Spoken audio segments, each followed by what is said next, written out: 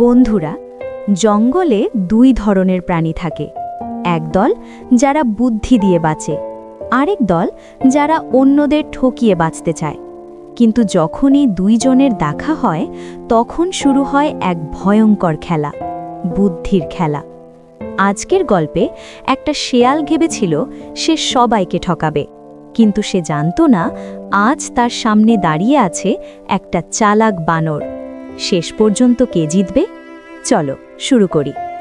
সকালবেলা সূর্যের আলো গাছের পাতার ফাঁক দিয়ে মাটিতে পড়ছে।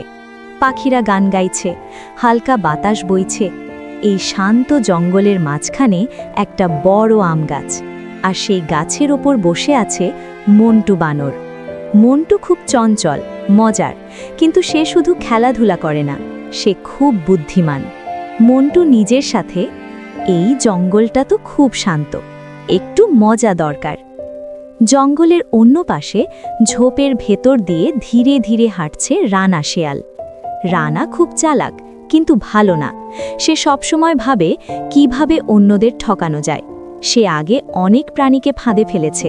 একবার সে খরগোশকে বোকা বানিয়ে খাবার কেড়ে নিয়েছিল, আরেকবার পাখির ডিম চুরি করেছিল। আজ তার চোখে আবার সেই লোভ। রানা মনে মনে, আজ কাউকে না কাউকে ঠকাতেই হবে। হঠাৎ রানা গাছের দিকে তাকালো।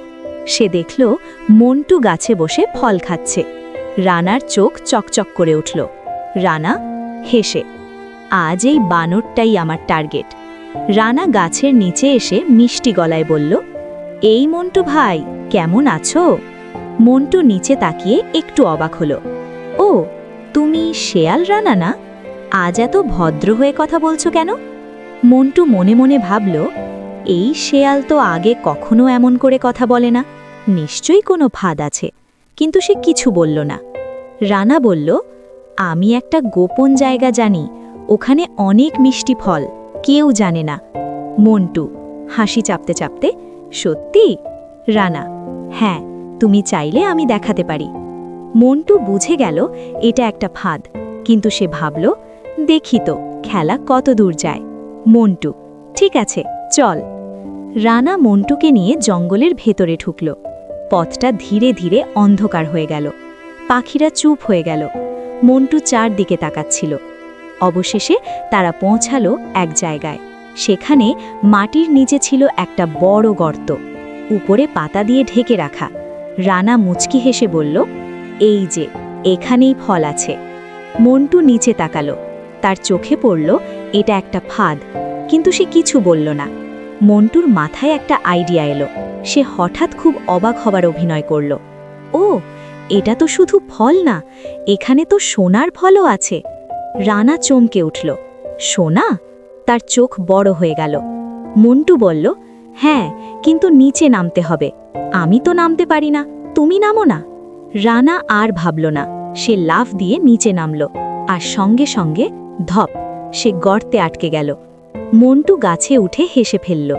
কেমন লাগছে সোনার ফল? রানা বুঝল সে ফাঁদে পড়েছে। পাখি, খরগোশ, হরিণ এসে জড়ো হলো। সবাই হাসতে লাগল। রানা লজ্জা পেল। আমি ভুল করেছি।